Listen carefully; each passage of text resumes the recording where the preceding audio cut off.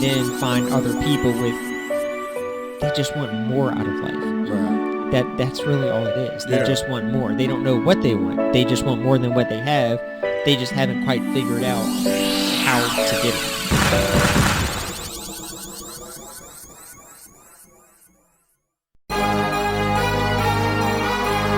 What are you doing today that makes you better than the person you were yesterday? That is part of the Ascension brand. That is the motto, the heart of what we stand for. When I pass away, I want people to know. I want people to remember me. Not for the time that I spent on this planet, but for the things that I have done to contribute to society. My mama raised a loser, but I broke the chains. I wasn't made to be a player. I was made to build a game. Because you're closer to the I say sign. when you post this, you just post just the audio part. I No. know sometimes you do like snips that I'll see on Facebook. So the videos do end up on YouTube. Oh, okay. We just don't promote them as much as we should. Right. We're working on it. Ish. We're gonna work on it. I guess. With Tiny Cat's help. Sure. And Herb. Everything's a work in progress. Right? Yeah. Especially my social media presence or my willingness to want to be involved in social media in general. That is kind of that mentality is pretty low in my priority list right now. But I know that if I'm going to be successful in business, then I had to use the best tools in front of me to reach out to. I don't want to say masses, but everybody. I know where you're coming from. And on a personal level, you don't want to get sucked into the Facebook loop. Right. Right. But business-wise, you want to try to keep in touch with people and know how to promote yourself. Right. Because anything I got to set a timer for to make sure that I don't stay on it too long. Right. It's pretty much like drugs. Like it falls in the same category as drugs to me. Like that's too addicting. It can be addicting. Yeah. Like people get sucked into it, and 3 hours later, where am I? Right. Where'd the time go? There's been times I've been in the middle of a conversation and scroll down Facebook timeline and just be like, why am I still on this? Right. Anyway. This is why I leave my phone away from me as often as possible. Or just have a little bit of willpower. That too. I mean, that's why I'm not near my phone all the time. All right, you got it. I feel like that's more of a deterrent than willpower.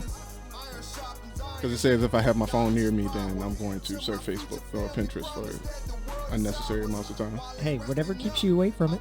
Everyone's got their own thing. All right, so we're going to go ahead and get started. Ladies and gentlemen, welcome back to the Dirty Trunk Podcast, where the elephant is always welcome. Here to my right, I have Miss Alyssa Ramirez, as always. And we have a special guest in the studio today. So a man that mentored me for a little while, and the vanillas didn't line up, so we ended up working in different vanilla buildings, and life kind of happened, and it's been a while. It's been a while, man. Yeah, it's been a while. This man has been has a successfully growing business right now, entrepreneur spirit at heart, and somebody that I click a lot with when it comes to personal development and motivation, and it's one of the reasons why he is here today. All right, so introducing in the studio for the first time ever, Mr. Eric Hicks. Yay! Yeah, I definitely appreciate those kind words. Very humbling, for sure. But yeah, as he said, Eric Hicks, unfortunately my wife couldn't be with me today. At home taking care of some stuff. Was she just nervous?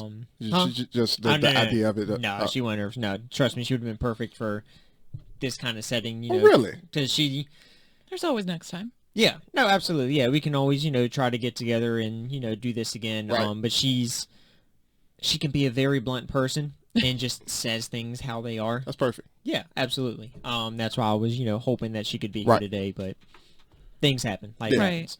So exciting things though. Yeah, absolutely. Mm-hmm. Moving on with life. Right. So, how long have you been an entrepreneur? Let's see. I've been jump straight into it. Yeah, I've been an entrepreneur since I would say late 2013. I think is when it was. Yeah, so all right. It's been a few years. Yeah. So, one thing I noticed when it comes to entrepreneurship, and especially like in certain businesses, or depending on like, I mean, just the title of entrepreneur in general kind of shakes people a little bit, and it rubs people the wrong way, because everybody thinks that all entrepreneurs is bad. It's like saying like Voldemort from Harry Potter is like is in the same bracket as entrepreneurship. But I think what people forget is that entrepreneurs are like people who aspire to be entrepreneurs. They start for a legitimate reason, Right. and they have a goal. Most people don't have goals. Right. So we like to break that down into the why, as to why we do certain things. So what is your why? Why do you do what you do? So my biggest why, I would say for myself, is, so I had a pretty decent childhood growing up. You know, wasn't extravagant, you know, went on a few trips kind of here and there. Right. And, you know, neither of my parents went to college, you know, just by their choice. Right. So, you know, they just work corporate America, you know, their whole adult life. My mom just does some workman comp stuff. And my parents split when I was about 5. So, you know, I grew up in a split household. You know, I feel like, you know, me and my brother and I turned out pretty well, considering, you know, everything that happened. And decent childhood, and with my mom, you know, there's a lot of stuff she wanted to do for us, Right. and you know, just financially just wasn't able to do a whole lot, Right. and you know, now she's, you know, getting to, I guess you could say, retirement age, you know, in the next 10-15 years, give or take, and she, like, there's really no way, like, financially that she's going to be able to retire. Right. Like, she keeps saying, like, she, you know, essentially going to work until she's dead. Yeah. Like, if things, you know, go as they are right now. So, you know, my goal, and, you know, my wife's obviously on board with it, to get to a place as an entrepreneur to be able to not only financially support ourselves, Right. and, you know, one day get out of corporate America, Right. where we don't Right. have to work for another person, work for ourselves, call our own shots, do our own trips, whatever. You know, on top of that, be able to financially support our parents, Right. my parents, her parents, all that, and they not have to worry about, how am I going to retire? Right. You know, because, you know, my mentors, they always say, you know, what do you need to be able to retire? Is it age or income? You know, they say 65-ish is typically when you can retire, but that was back in like the 90s, early 2000s, Yeah. when pensions were a thing. Yeah. Yeah. You know, a lot of people don't even know what pensions are. Right. So, and even a 401k, like, yeah, you know, a lot of companies have some pretty good Incentives. 401k plans and Sure. incentives. But if you look at it the long term, like, okay, if I put this much into my 401k for the next 30, 40 years, I'm going to have this much left. You know, how much is it going to take you per year to be comfortable in retirement? Right. Yeah. And right. how long is that going to last you? You know, your goal is obviously to outlast your money. Mm-hmm. But if you only have enough to last you for 10 years and you retire at 65, Right. you know, You at might still have a 75, good- you're either going to be Yeah. broke or dead. Yeah. So that's why we want to get to that point to where, you know, while we're young, so we can enjoy our lives Mm-hmm. and not have to work for the next 30 years or more, Right. and be able to help out our family and obviously other people along the way to bring with us and help do those kinds of things as well. That's awesome. Yeah, man. knew I and loved that's- you, Eric. That's and that's that story and the way you told that is, and like most people think like you got to have like some kind of screwed up childhood to jump into network marketing. It's like, so something had to hurt you like really bad Right. in order for you to like want to do that, or to have that drive to do so, because it's not normal for somebody who had a good life to be like, to just want to be an entrepreneur just off Right. the top of their head, like, yo, I want to be an entrepreneur. Right. Like, And- I'm not going to school. I just want to be an entrepreneur. And it wasn't even it wasn't even really a thought in my head. Like, before I got introduced to the business I'm a part of, Yeah. in the mentorship, I didn't even know what an entrepreneur was, like, at all. I maybe heard the word, Right. but I never really looked into it. Yeah, like you end up being an entrepreneur, don't even know you're an entrepreneur. Right. It's like, yo, yeah, you're an entrepreneur. Like, Right. no, I'm not. So when I was shown what I was shown, I was like, it's kind of one of those things. Like I didn't know I needed this until I knew I needed this. Right. Yeah, like have I ever told my story on the podcast before? Like why I became an entrepreneur in general? Like I know I haven't heard it. So same kind of story. Started off the same anyway. Started off both parents. Neither one of them went to college. My dad died when I was 9. Left me with a single parent. One thing that I noticed is that after my dad died, my mom, she stressed out about money all the time.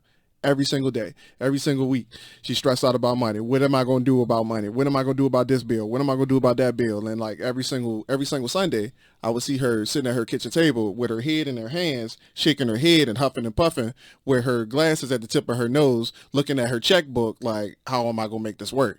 So it led me to have to get a job like real early. And it led me at the age of 12 years old, I realized that I had to become a man a lot sooner than I needed to.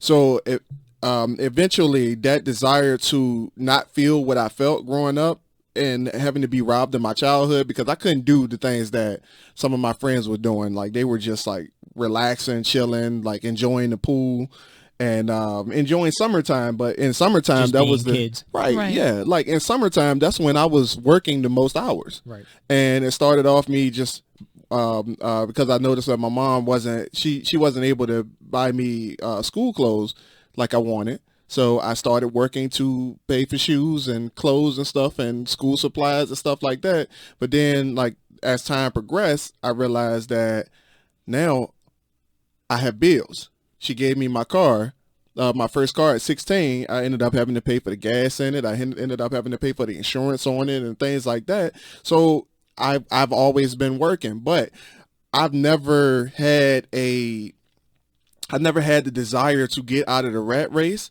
until I was 24, and I got a car repossessed.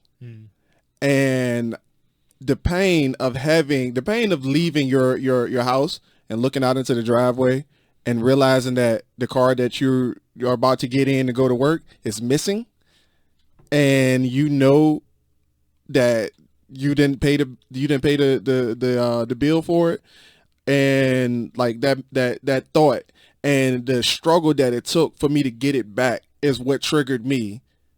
And everybody was like, well, you're in the Army, so why did you get a car? How did you get your car repossessed? You're in the Army. Like people think this, like that the Army is like some like golden goose or something where you just go in and they get a lot of money. Like no, I like as a E4, I was barely making more than people who work at McDonald's like per year. So like that wasn't bringing in any money. And then in most cases, because I had to not go to work in order to go to drills because I was a reservist, I ended up spending money to go, opposed to making the money that I was making at my job.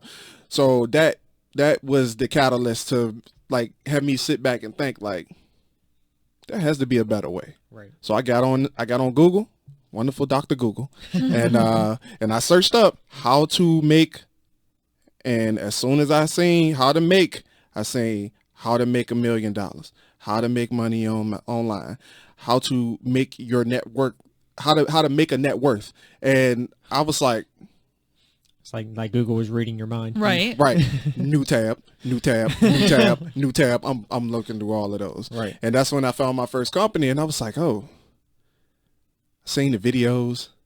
See, they catch you with the videos. Oh, yeah. They catch you with the videos. Seeing all the people my age with the nice cars and the yachts and all that other stuff. And then I was like, yo, They know their trigger audience. Right. I know that there's something to this.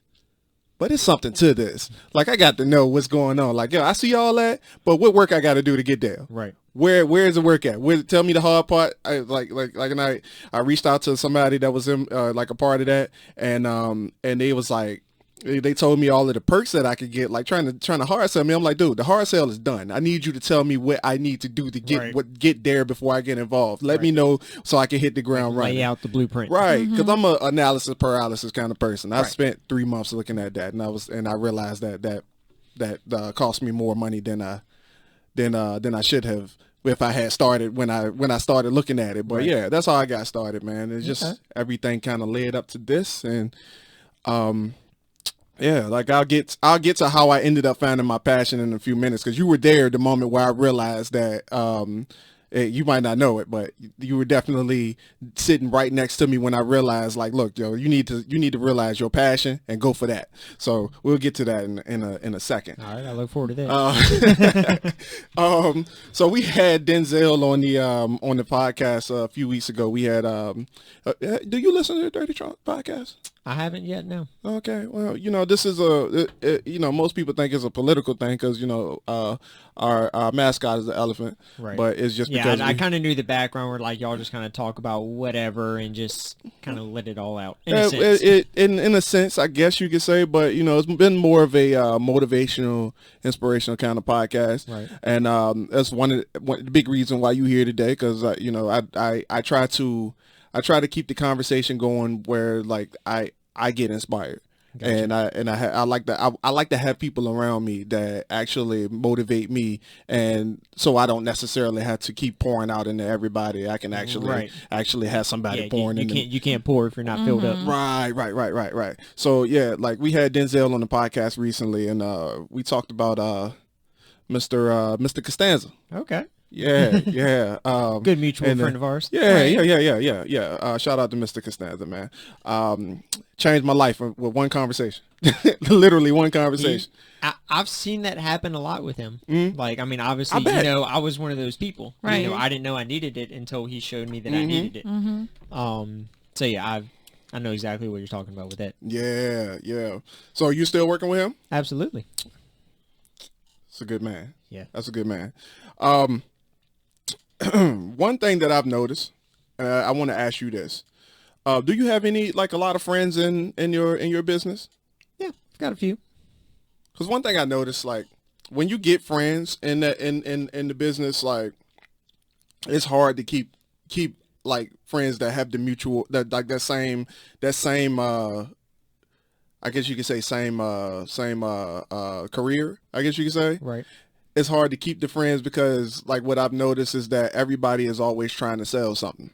So it's almost like when you can't sell somebody on something, like everybody just automatically just be like, oh, well, I'm not going to keep that connection open. And you are exception to that, because somehow we're still friends even after we had that conversation. Right. That was 2 years ago now, right? Yeah, it's been a little while. Yeah. And I thought it was weird because I was like sitting back thinking like, yeah, he probably gonna cut me off now.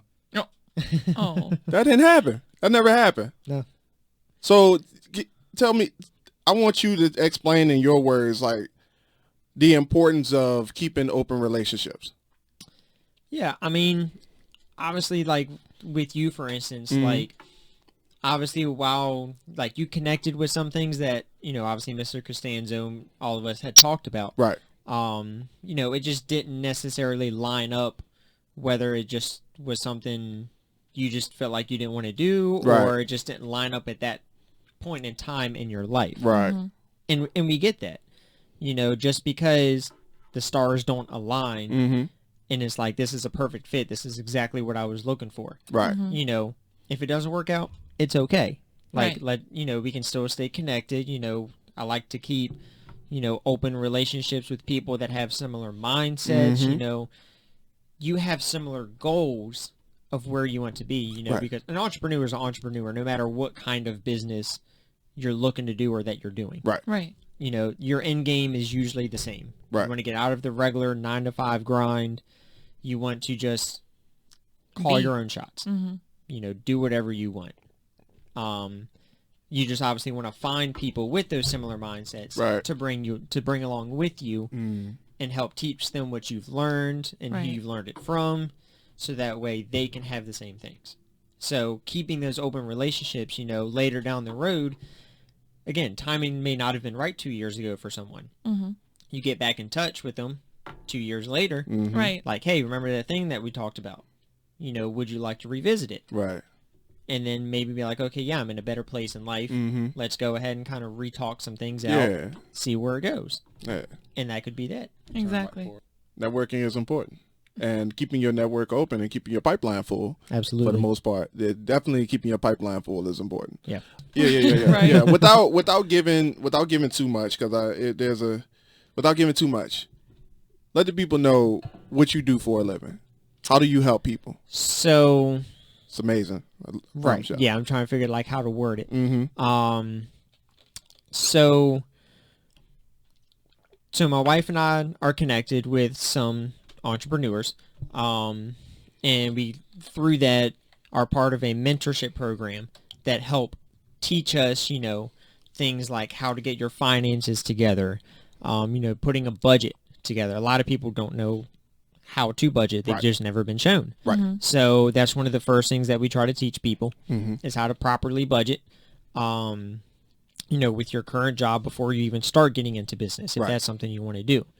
So, finances, building your, I guess you could say self-esteem, just building yourself up, with some self-help books, there's some audios we have through the mentorship program that, it's our senior partners, like the leaders in this business that we're a part of, that teach us what they've done. Some of them do it through stories that they have, and then they just tie it together at the end of, what does this have to do with business and mentorship and all that kind of stuff.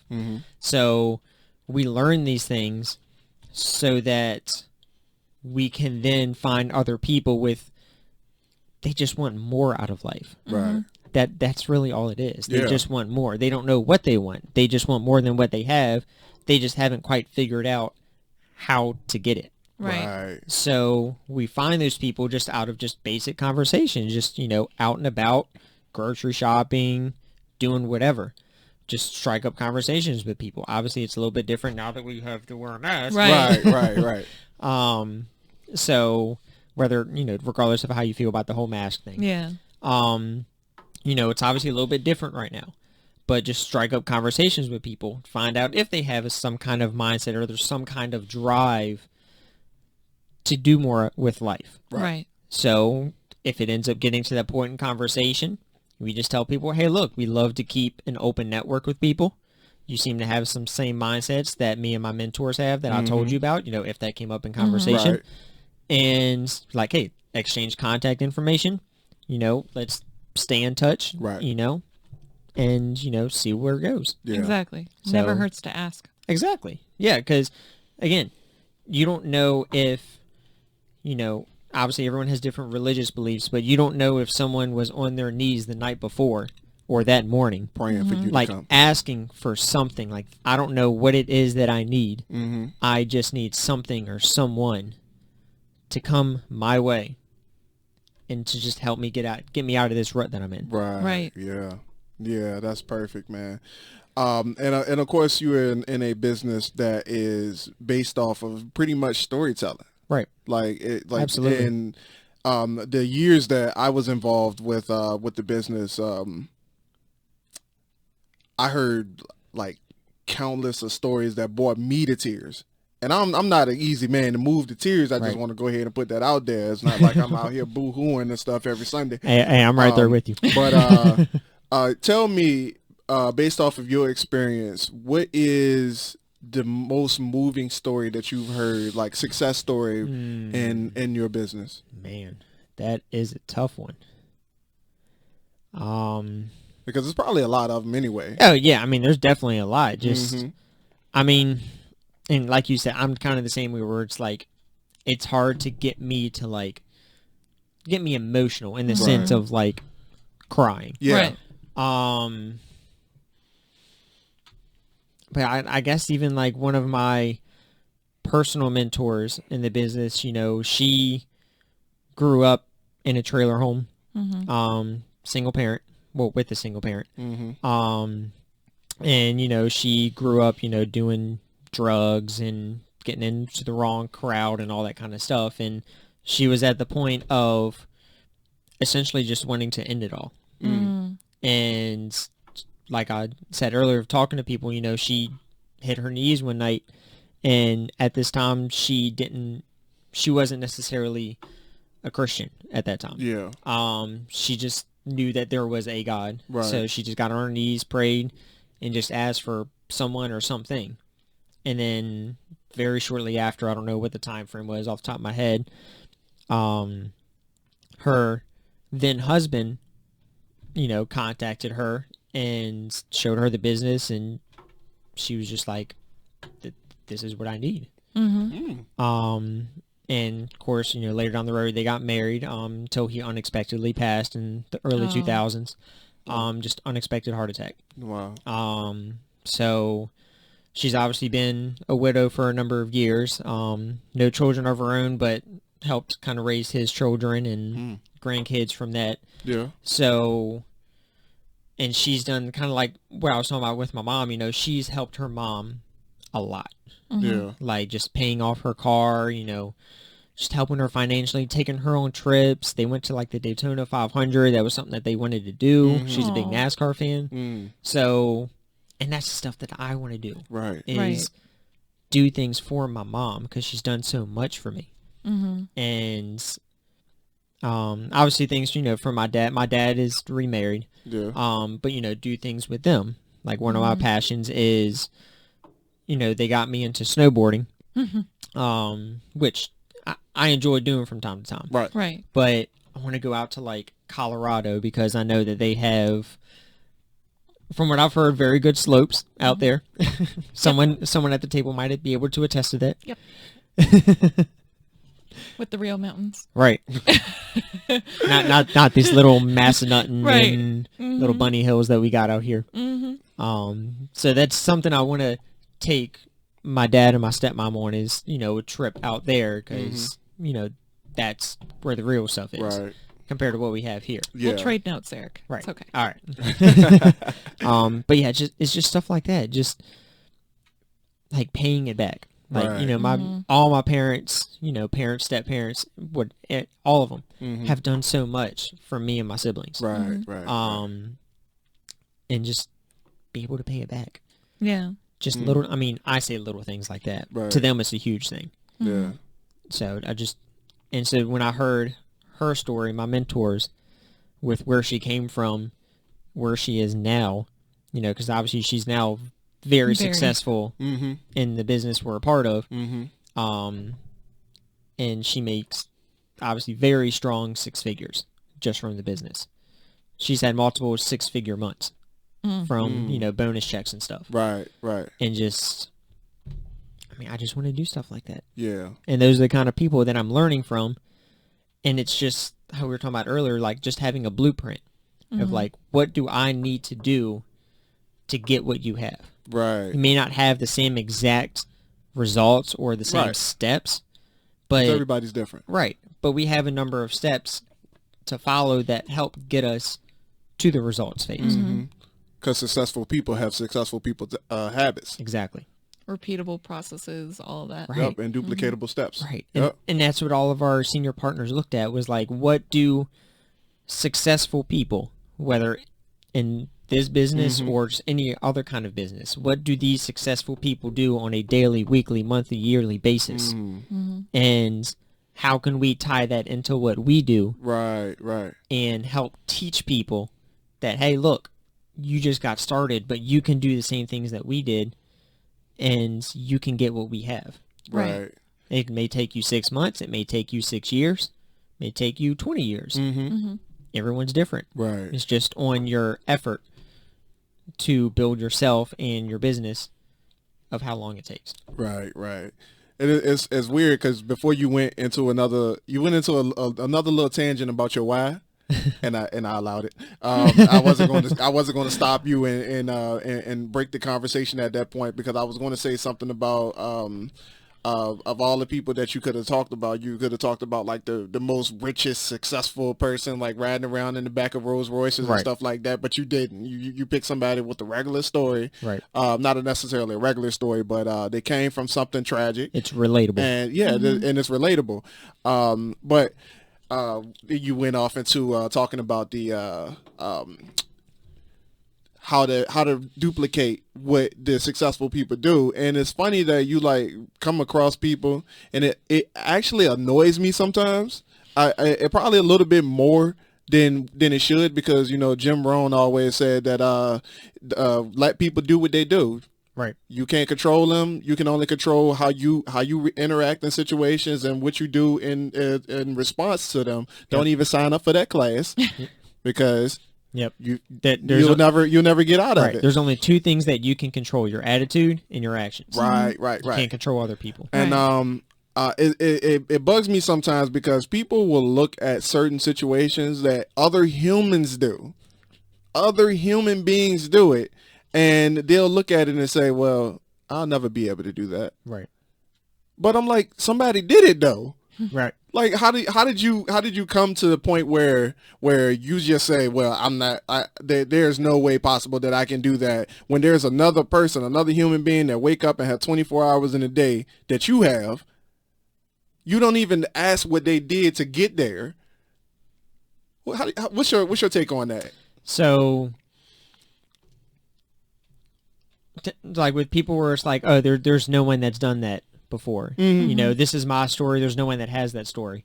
Well, why don't you be the first? Right.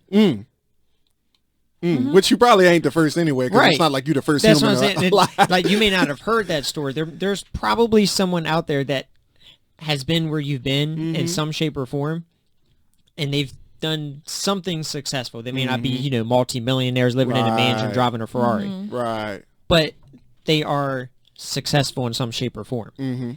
And, like recently within our business, there's been a black couple who have succeeded to a level that many, many people do. And they're the first black couple to do it. Ooh. Wow. Like, within our mentorship program. Right. So it's like, people can no longer use an excuse like, oh, I'm black. Right. There's no other black the people. Race card. Right. There's no other black people who've been on stage to talk about what they've done. Right. Well, obviously. They probably thought the same thing at some point. Then on top of that, there's other companies where plenty of black people are walking the stage. So. Right.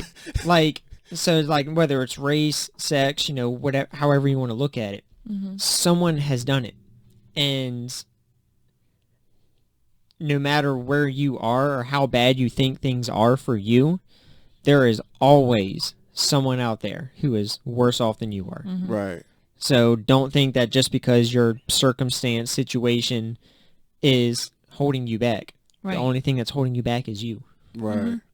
And obviously, like those people who say things like that, they aspire to do it. Right. They just don't know how or have the knowledge to even get started or going in the right direction. Exactly. But like what I tell my other co-host on the Dirty Trump podcast is that your story, though you may not be able to tell your exact story, you go through something and you be able to tell that same story and tell the outcome of it and how you got through that challenge, and it may be able to help somebody who's going through the same thing. Absolutely. So like, even though you're not like what you just said, like you're like people say that they can't do it because nobody else has done it. Like you can be the first to do it and inspire so many people. Right.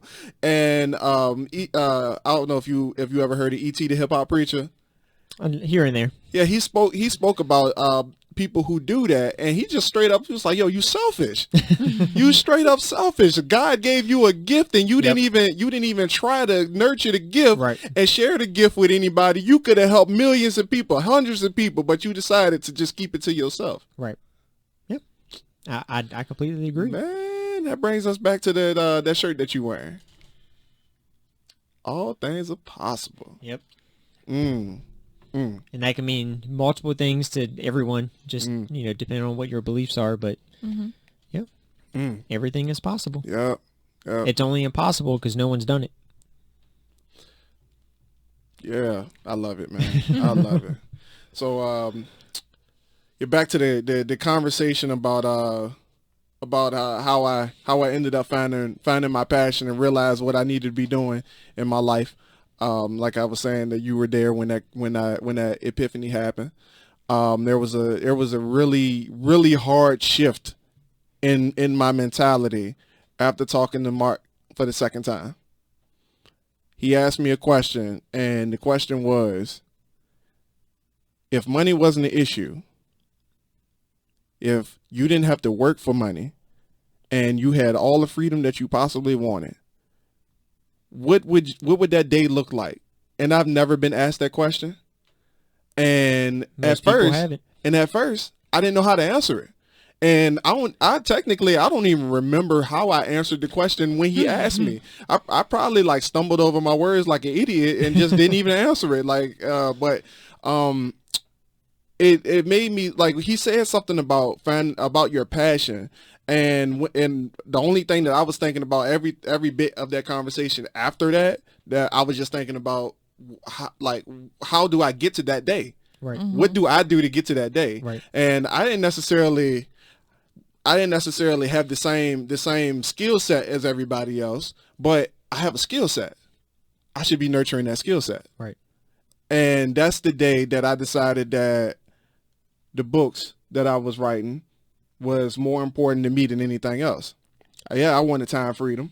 I wanted financial freedom, but at the same time, it was like I needed to figure out what vehicle was going to take me there. Right. And now real estate and books are probably going to be that. So yeah, I love it, man. I love it. I think we at this point we have hit every note that we can hit in this conversation without dragging it out and going into a tangent about how people in daily life upset us. Very humble. Yeah, very humble. Like there's like accomplishments that haven't even been told on the mic, and like it just hit like the conversation. Like, I'm big on edification, because I know the business that he represents.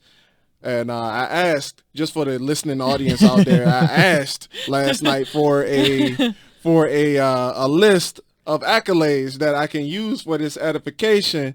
And what did he do? He sends me a list of Carrie's accolades. Maybe I should have asked her for a list of his. Maybe that would have worked out a little bit better. Yeah, it's always hard, like, for you to rat on yourself. It's true. Yeah. Because, like, and especially to do it, like, in a humbling way. Right. Because, like, you don't want to do it and be, like, arront. Even though I said be extremely humbly arrogant yet modest about it.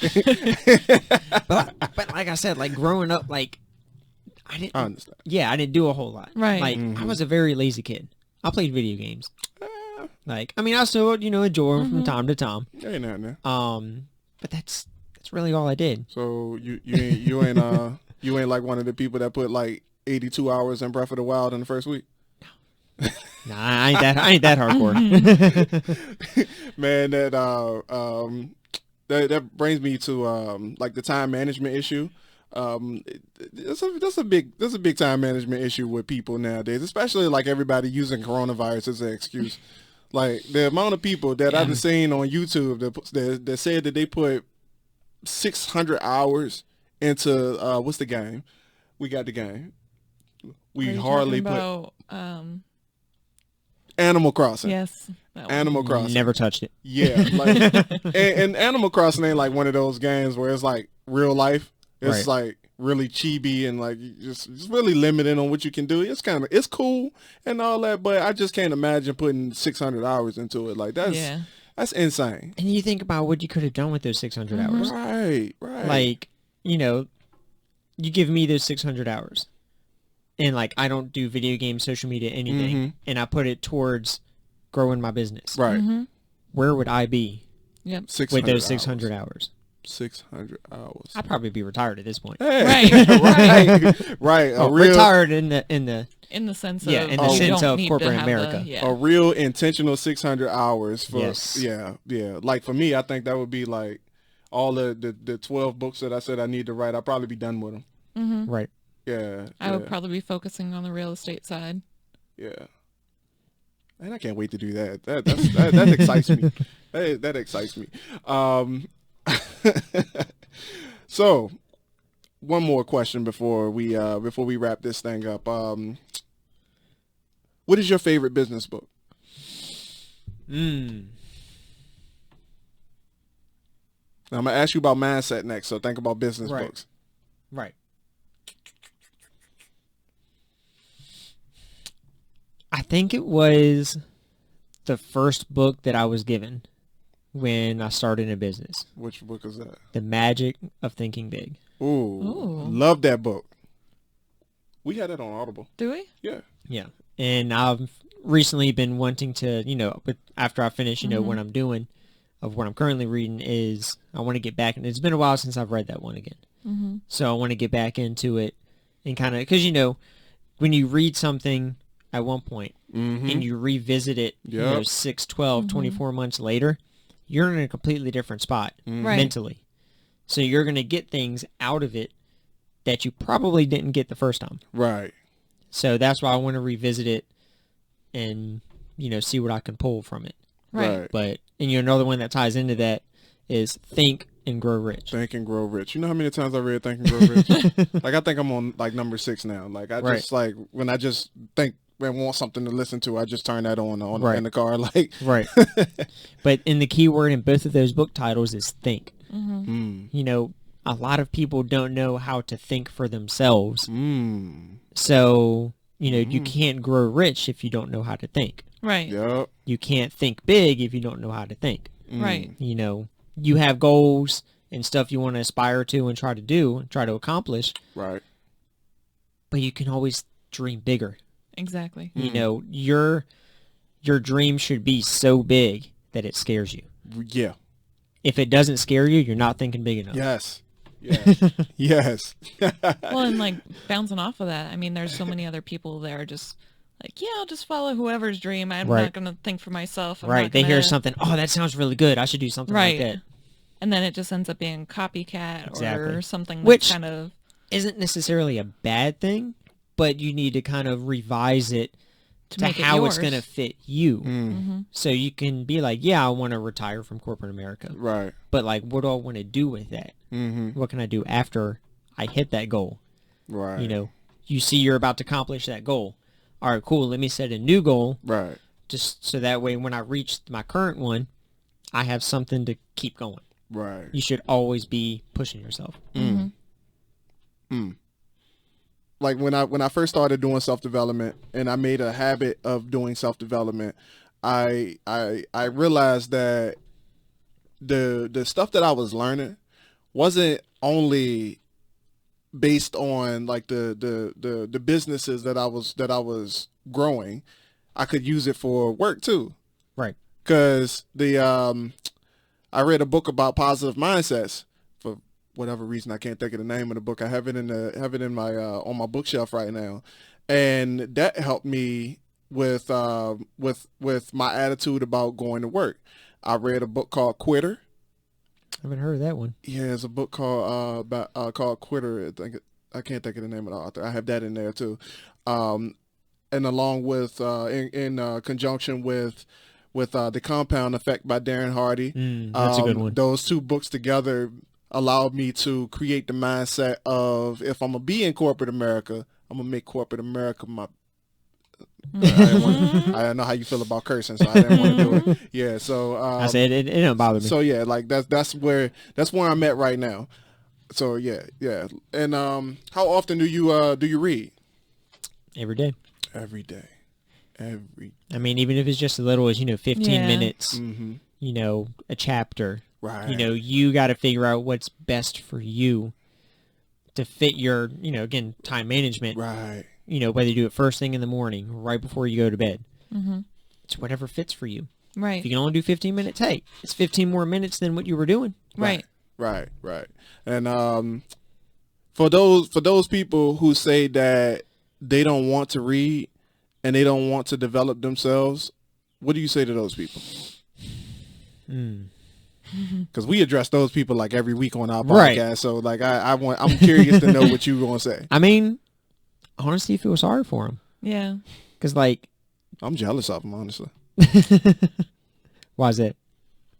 Because you know how easy it is for me to wake up and don't want anything out of life, and the stress of wanting something and reaching for stuff. It's a challenge, but understood. It's easy to just want to go to work for 40 hours a week and just not aspire to do anything else. Right. I'm just jealous. Wash, rinse, and repeat. Right, I'm jealous of those people, man. Like they don't know what they miss. Right.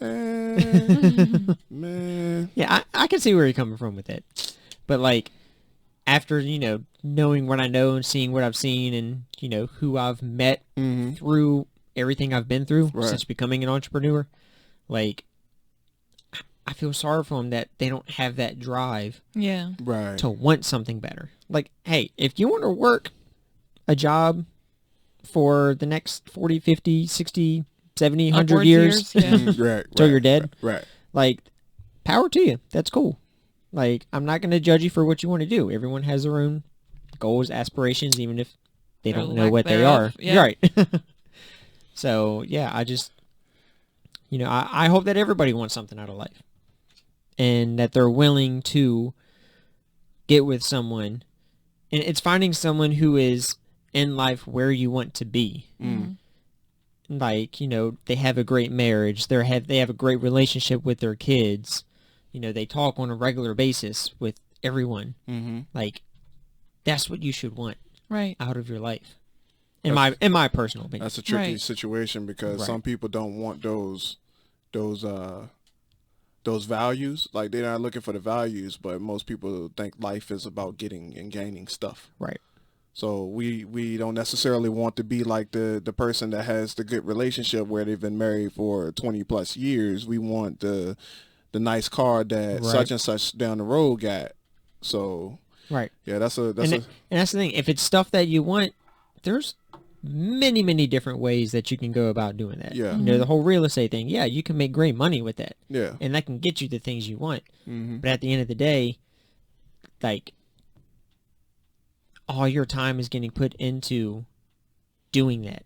Right. Like, it's the whole having time and money. Again, money you can get it many different ways. But those ways you won't ever have the time to really enjoy those things. Yeah. Your wife may be able to stay at home and stay home with the kids, but you're always out working. That's where the whole relationship thing comes into play. Right. But, you have to want all that. Balance. Right. So,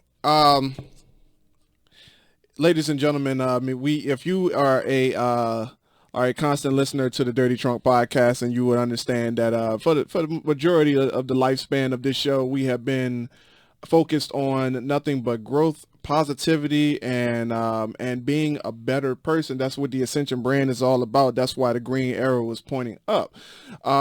If you don't want to hear it from us, get yourself around some people who will sharpen you. Because iron sharpens iron, and the only way that you can ever become a diamond in life, you had to be put under pressure. Amen. So there is a whole team of people out there looking for you if you are the person who is looking for that kind of mentorship or accountability partners in life. Then you definitely should reach out to Eric and Carrie Hicks. Where can the people find you? I mean, I don't have like a business thing on Facebook, just the whole social media thing. We just try to not necessarily stray away from it. It's just not our primary focus. Right. But yeah, I mean, if people, want to get in touch with me, if they got your contact info, you can pass it along to me. Oh, and, yeah, I can definitely do that. Yeah, and then, I can get in touch with, my mentors, and, once I get to talking to people and, figure out if they're a good fit, because, my mentor, he's very busy. He's, talking to a lot of people about what we're doing. Right. So it's a matter of getting it on his calendar. Right. And so I got to make sure that people are going to value and be serious. Right. About wanting to know what we know. Yeah. Right. Yeah.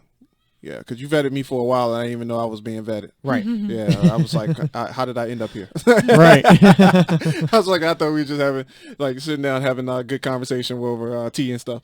But, but you are on Facebook, correct? Yes. Like, I you do have Facebook Messenger. Yeah, I have an active Facebook. I'll get on from time to time. But, yeah, Messenger, I have on my phone, so that'll always ping up. Email? Email? Yeah, I've got an email. All right, so what's your email address? Yeah, it's just simple. It's just ehicks1290@gmail.com. All right. So, and we'll put your Facebook link in the description below, as well as putting his email in the description. So if you are looking for that accountability partner and looking for that mentors in life, then reach out to Mr. Eric Hicks. and he will get you right. I know this personally. I know this guy personally. That's why he is on the podcast today. So go ahead and reach out to him. Anything else you would like to tell the people before we go? No, I don't think so. I think we pretty much hit the nail on the head. Yeah, I think so too. But so this has been the Dirty Trunk Podcast, ladies and gentlemen.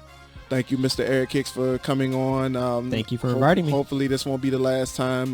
Definitely want to talk about some of those mindset principles and stuff like that on future episodes if possible. Right. Down for and get my wife on here too. Right. Exactly. Yes. So this has been the Dirty Trunk Podcast, ladies and gentlemen. We will catch you next week.